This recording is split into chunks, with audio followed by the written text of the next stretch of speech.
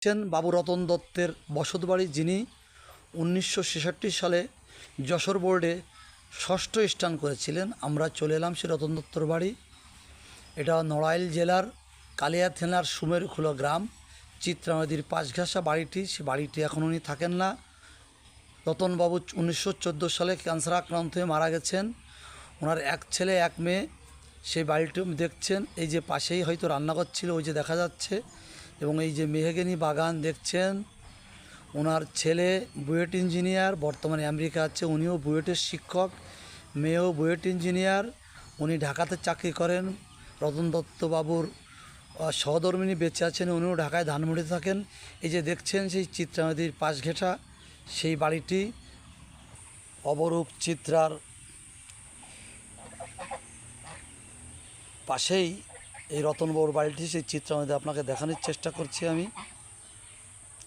তীর ঘেঁষে চিত্রা নদীর পাড়টায় যে আপনারা দেখছেন, এই আমরা চলে এলাম আবার রতন দত্তর বাড়ি।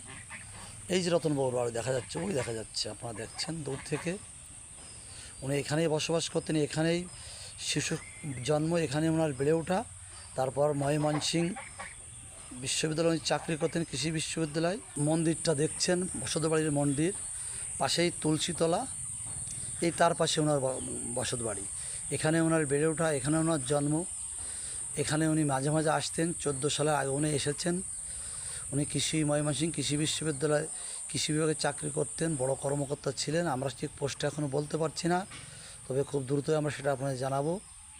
এই সেই রতন দত্ত, যিনি 1966 সালে সিংহেশ্বরপুর কেপি মাধ্যমিক বিদ্যালয় নড়াইল থেকে ষষ্ঠ স্থান করেছিলেন।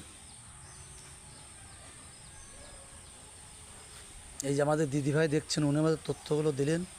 উনি আমাদের অনেক সহায়তা করেছেন। আমরা বাড়িতেই আছি, এই যে আপনারা দেখছেন। উনি খুব ভালো হোমিওপ্যাথি ডাক্তার ছিলেন, যার জন্য যখন উনি অবসর সময় বাড়ি আসতেন, বাড়ি এসে গ্রামের অসহায় দারিদ্র রোগীগুলো বিনা পয়সায় এখানে এই ঘরে বসে বসেই দেখতো। ঘরটার চাল উড়ে গেছে কোনো কারণে হয়তো, এইখানে সে দেখছেন।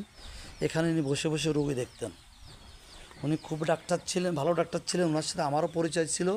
ওনার ওষুধ আমিও খেয়েছি, আমার সঙ্গে খুব ভালো সম্পর্ক ছিল।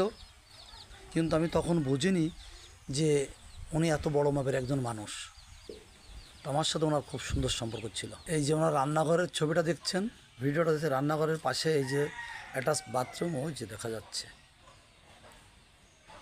রতন দত্তের বাড়িটা এক নজরে দেখুন আপনারা, যিনি 1966 সালে সিংহেশ্বরপুর কেপি বিদ্যালয় থেকে উনি ষষ্ঠ স্থান করেছিলেন। আপনারা সেই বাড়িটা দেখছেন। আছেন, ভালো আছেন? এই রতন দত্ত, যে আমরা রতন দত্ত বাবুর কাছে আসছি, ওনার বাড়িটা এখন ইনার দায়িত্বে আছে, উনি দেখাশুনো করেন। আমরা আসছি নড়াইল জেলার কালিয়া থানার সুমেরখোলা গ্রাম, তাই না? এটা সুমেরখোলা গ্রাম। তা আপনার সাথে সেই বৌদির কথা হয়, রতন দত্ত মারা গেছে। উনি আসেন তো মাঝে মাঝে, আমার বাসায় তো আসে। ওনার থাকতে হয়, এই বাসায় তো থাকতে পারে না, পরিবেশ তো ভালো না। হ্যাঁ হ্যাঁ, উনি আমার বাসায় থাকেন। আপনার নামটা একটু কাইন্ডলি বলুন। আমার নাম হ্যাঁ, কল্পনা দত্ত। কল্পনা দত্ত। পূর্ণাঙ্গ ঠিকানাটা বলুন আপনার, পূর্ণাঙ্গ ঠিকানাটা বলুন। পুরনো ঠিকানা নতুন ঠিকানা না, পূর্ণাঙ্গ ঠিকানা। হ্যাঁ, আমার নাম কল্পনা দত্ত। হ্যাঁ, এখন বর্তমান ঠিকানা আমার সমরখোলা গ্রাম, আমার পোস্ট অফিস বাগডাঙ্গা, জেলা নড়াইল, থানা কালিয়া।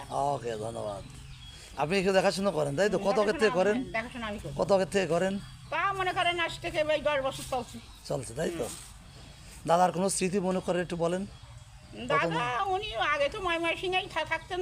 যখন ওনার ডিউটি থাকতো তখন যশোর আসলে উনি বাড়িতে আসতেন বেড়াতি, ওই দেখাশোনা হইতো। খাওয়া দাওয়া আপনি করাতেন?